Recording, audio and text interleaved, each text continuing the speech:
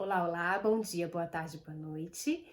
Seja muito bem-vinda, seja muito bem-vindo. Eu sou Luana Lemos, psicóloga familiar, e esse canal foi feito para você que quer se relacionar de forma mais leve, empática e tranquila consigo mesmo e com as pessoas que estão ao seu redor.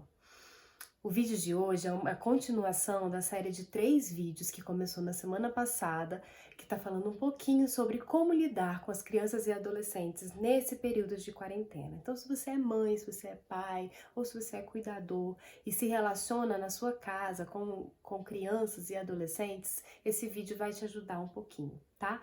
O vídeo da semana passada eu falei um pouquinho das crianças do primeiro setênio, de 0 a 7 anos. E hoje eu vou falar das crianças do segundo setênio, de 7 a 14 anos. Fica no vídeo até o final que eu vou dar 4 dicas práticas para você lidar com as crianças e pré-adolescentes nesse período de 7 a 14 anos de idade. Ser pai e mãe de crianças e adolescentes nessa faixa etária é às vezes um desafio. Por quê? Porque se no primeiro setênio, na primeira fase, era mais intuitivo essa relação, se era mais simples, as vivências que eles tinham eram com certeza muito mais simples, agora no segundo setênio eles estão com as portas abertas para o mundo. Eles querem conhecer o mundo lá fora, eles querem vivenciar os processos de fora. Então, nesse período é um desafio, né, que a gente está vivendo, o isolamento social, que a gente está em casa, as crianças não estão indo para a escola. O grande desafio é como passar para eles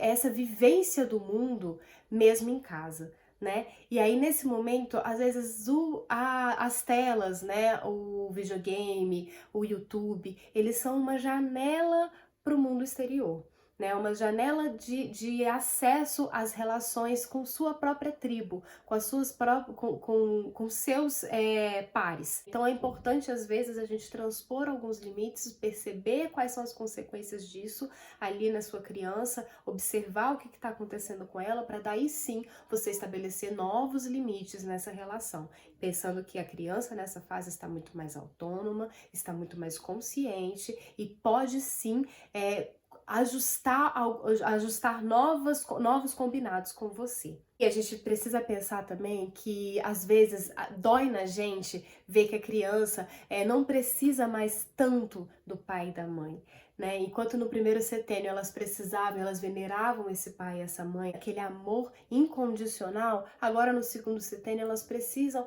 negar um pouquinho. E isso às vezes pode doer dentro da gente, mas ao mesmo tempo é mágico e é um privilégio poder ver essa criança crescendo e ver os resultados daquela dedicação que você, enquanto pai e mãe, teve desde o seu nascimento até agora. E aí eles vão solicitar menos da gente. E se a gente está alinhado com eles e observando e contemplando e entendendo que é um processo natural, de que às vezes eles vão precisar romper com determinados processos conosco, mas ao mesmo tempo a gente observando quando que eles vão precisar de colo, porque sim, eles vão sempre precisar de colo. Se a gente conseguir ter esse olhar mais empático, a gente vai conseguir dar esse colo quando ele for necessário e dar o afastamento, o respiro também quando a gente sentir que for necessário. Na antroposofia, esse olhar para o segundo setênio é um olhar muito delicado e muito bonito. A criança nessa fase está construindo o seu corpo etérico. E o que é o corpo etérico? O corpo etérico é a força vital, o que dá energia de impulso para agir no mundo, de estar no mundo. E aí no segundo setênio a criança vai estar construindo esse corpo etérico. E o adulto, ele vem como uma figura de autoridade. E quanto no primeiro setênio o adulto vinha como uma figura de puro amor, né, de dedicação e de estar naquele processo de amor incondicional e que é representado normalmente pela mãe e pelo pai, no segundo setênio essa figura de autoridade ela vem pelas aparências e ela vai estar representada normalmente pelo professor. E aí a gente tem mais um desafio nessa fase que a gente está vivendo de isolamento, de pandemia, de como que o professor pode ser essa referência, ser essa figura de autoridade que é venerada, que é respeitada, que apresenta um mundo externo para a criança nessa fase de isolamento. E como garantir esse papel de autoridade, de referência para as crianças, mesmo à distância. E aí, esse adulto, né, o professor e os pais também, o pai e a mãe, ele continua sendo uma referência, sempre será, pro resto da vida ele será. Essa referência precisa ser coerente, precisa passar verdade. Então, o adulto que é autor da própria vida, o adulto que é coerente consigo mesmo, que tem ações verdadeiras, ele vai passar essa referência para a criança de forma muito mais autêntica e completa. A relação da criança com o mundo nessa fase, ela vem por imagens e é importante ela internalizar a beleza do mundo. Enquanto no primeiro setênio ela foi construindo, foi vivenciando o mundo no seu próprio corpo através das brincadeiras, da imitação, da imaginação, da fantasia. Agora no segundo setênio, tudo que ela vivenciou no próprio corpo no primeiro setênio, ela vai transformar em conceitos no segundo setênio. Se essa vivência foi verdadeira, foi genuína, foi autêntica, foi intensa, ela vai conseguir conceituar de forma muito mais completa agora.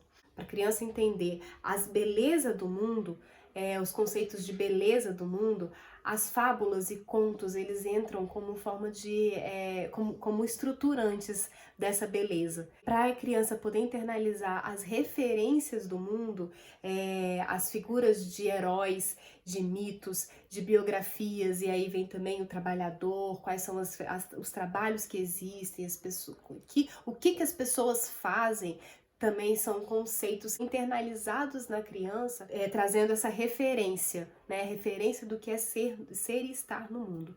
E o processo de sentir, de internalizar o sentir no mundo, vem através das artes, através do trabalho. Então a criança precisa fazer, ela precisa estar na ação, ela internalizar essa verdade no seu próprio fazer.